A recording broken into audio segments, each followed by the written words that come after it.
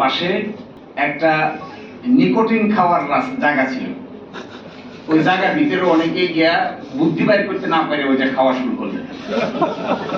ওইটা খেতে খেতে কারো কারো মাথায় বুদ্ধি আসলো, না না পাই গেছি, ইউরেকা ইউরেকা ইউরেকা পাই গেছি পাই গেছি। সেটা কি, চলেন আমরা সবাই মিলে গণভোটের লাইনে যাই, মানুষকে জিজ্ঞাসা করি কিভাবে সংবিধান ভাঙা যায়। এই খবর সংবিধান পাইলে সে প্রতিবাদ করতো না?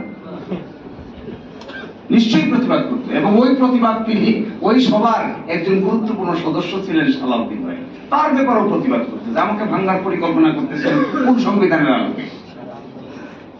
এখন এসে হঠাৎ করে বলছেন না না না এগুলো কিচ্ছু হবে না, যা করছি করছি, এগুলো সব ঠিক আছে, জাতির স্বাধীনতার সব এটাও ঠিক আছে।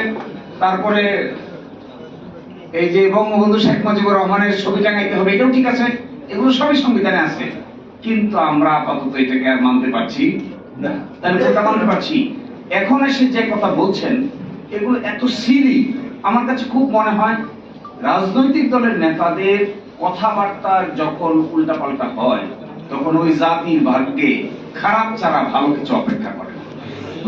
কমিটমেন্ট, আচ্ছা এই কথা কিভাবে বলে? আমি ছিলাম তো ঐকমত্য কমিশনে, আমাদের ভাইয়েরা অনেকেই ছিলেন। এই গণভোটের প্রস্তাবকারী হলো বিএনপি। এই গণভোটের প্রকাশ্য আরেকটা গোপন কথা কিছুটা হলেও ইঙ্গিতে বলে যায়, যখন ডেডলক হয়ে গেল যে বাস্তবায়ন প্রক্রিয়া কি হবে, কেউ কোনো রাস্তা বাইর করতে পারে না, তখন মিটিং বিরতি হল। বিরতির পাশে একটা নিকোটিন খাওয়ার জায়গা ছিল।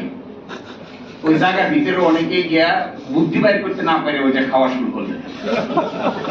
ওইটা খেতে খেতে কারো কারো মাথায় বুদ্ধি আসলো, না না পাই গেছি, ইউরেকা ইউরেকা ইউরেকা পাই গেছি পাই গেছি। সেটা কি, চলেন আমরা সবাই মিলে গণভোটের লাইনে যাই, মানুষকে জিজ্ঞাসা করি। কারণ রাজনৈতিক দলের কিছু লোক মিলে এখানে আমরা প্রস্তাব করতেছি, মানুষকে তো জিজ্ঞাসা করি নাই। তখন অন্যরা বললে আচ্ছা কথা তো ঠিক, মানুষকে তো জিজ্ঞাসা করা হয়নি, তো মানুষকে জিজ্ঞাসা করা কি হবে, কিভাবে? গণভোট গণভোট গণভোট।